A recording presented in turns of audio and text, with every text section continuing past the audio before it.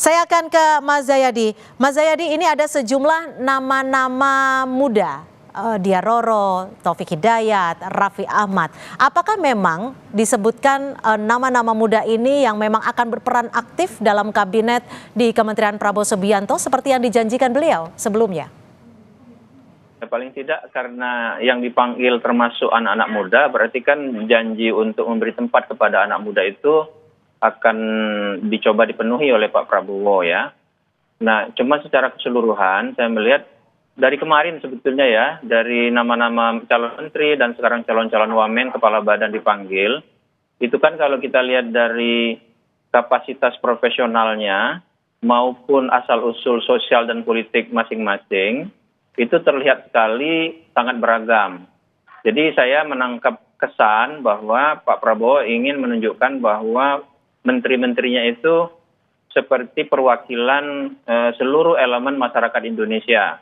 Kayak gotong royong lah kira-kira gitu. Semua elemen tampak diupayakan untuk diwakili. Ada elemen anak muda, ada elemen perempuan, ada elemen dari wilayah-wilayah barat, timur, ada juga partai politik udah pasti. Lalu kemarin ada profesional non-partai seperti Sri Mulyani dipanggil, juga sejumlah yang lain. Ya. Jadi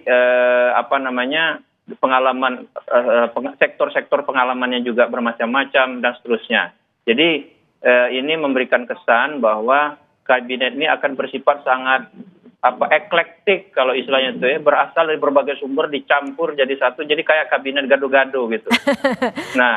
Nah, mudah-mudahan gado-gadonya jadi enak ya, seperti gado-gado yang sering kita makan. Karena ada saja gado-gado yang nggak enak kan. Nah, itu satu. Yang kedua, saya kira kalau lihat dari berbagai latar belakang dan nama-nama yang dipanggil ini juga pertimbangan-pertimbangan untuk menjadikan seseorang menjadi di posisi masing-masing tampaknya gabungan dari sejumlah faktor ya.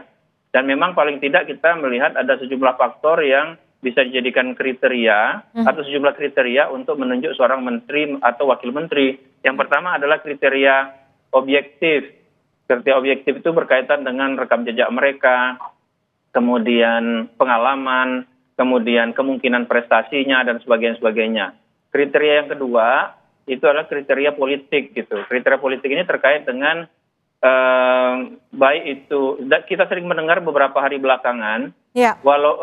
Walaupun profesional itu banyak juga yang langsung atau tidak langsung itu di-endorse oleh partai politik.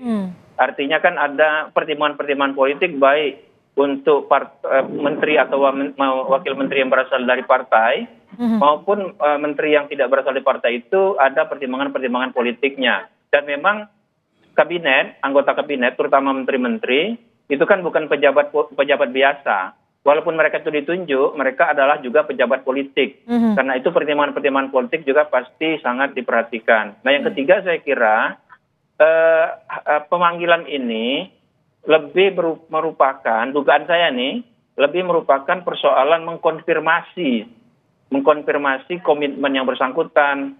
Kalau istilah orang dagang itu sealing the deal gitu, seal the deal. Nah, kan di masa-masa melakukan konfirmasi itu kan seringkali ketahuan juga kalau ada masalah di ujung misalnya, itu satu. Yang kedua, bisa ketahuan juga kalau misalnya tiba-tiba ada reaksi publik yang tidak baik terhadap menteri-menteri atau calon-calon nama-nama yang dipanggil. Jadi faktor-faktor itu bisa bisa terdeteksi.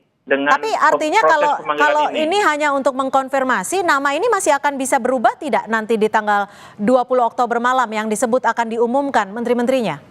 Ya pasti masih bisa berubah, terutama strukturnya ya, di mana posisi-posisi mereka ditempatkan.